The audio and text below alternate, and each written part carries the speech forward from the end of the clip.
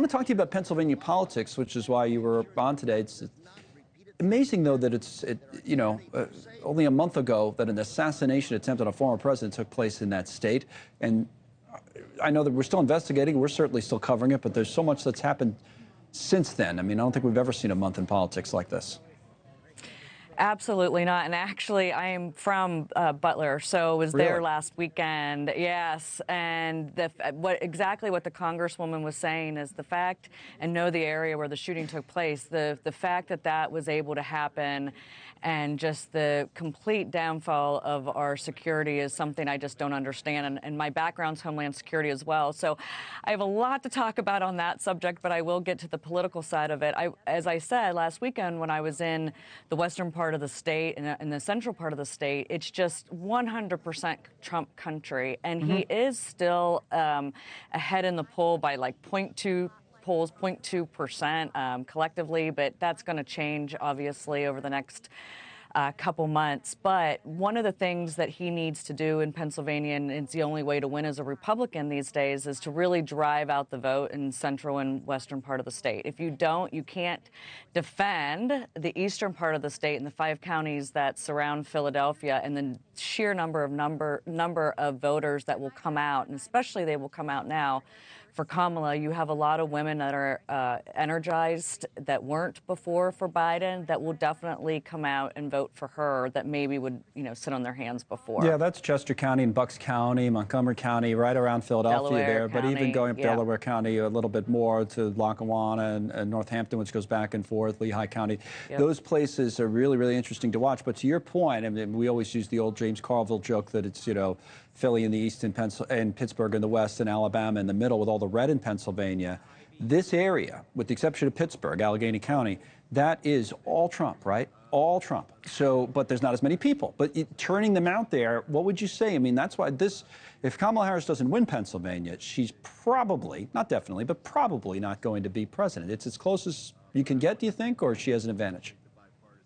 No, I think he has the advantage right now. He does. However, I think that they both are going to be spending completely most of their campaign between them and their surrogates playing in Pennsylvania. I mean, he needs to win some of the western and central part of those counties by 70%, 75%, because the sheer numbers, as you were talking about, in some of the other counties. By the way, Pennsylvania counties really well. Did you live there at one point? A lot of time covered. Well, it's close enough to New York that when you get assigned to cover elections, the last few cycles especially, you spend a lot of time in Pennsylvania, so may as well. Absolutely. When we talk about it, and J.D. Vance is going to go to Erie County later this week. That's the one, I think it's the northernmost county there, that some of these go back and forth, where, to your point, there's certain areas that are just red. There's certain areas like, Philly and Pittsburgh that are blue. But there's a few areas in Pennsylvania, and which would you look at that, there's true swing counties in a swing state? Yes. And actually, Mike Kelly, who's still on the screen there, Congressman Kelly, he has parts of Erie. That's where Tom Ridge came. It's parts of Erie. The thing that Trump has that is better than what she has is that there's a lot of people in Erie County that just are not happy with their life right now. They're not able to pay for their groceries. Right. They do not like the border issue at all. And so that's where even like a governor like Josh Shapiro would definitely pick up those votes and make that a swing county. Trump has those voters just because of how people are just not happy with how they are living. Now, I mentioned you were for Haley, right? Do those types of voters help Harris in Pennsylvania at all? And if so, where? It's the suburban voters around Philly? Is that what you'd be looking at as kind of the Republicans for Harris type of thing? And is that a factor or no in Pennsylvania?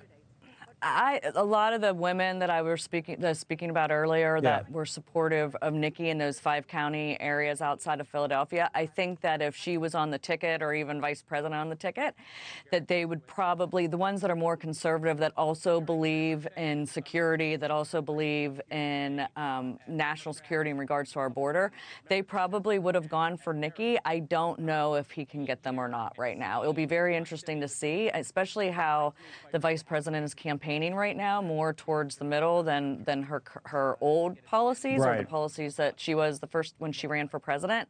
They would not go well necessarily in some of those counties outside of Philly, but where she is now in the middle, it's she could pick them up. And there's a lot of women out there that that just want to break that so-called glass ceiling. Thanks so much for watching. Just go to joinnn.com to find NewsNation on your television provider. And don't forget to click the red subscribe button below to get more of NewsNation's fact-driven, unbiased coverage.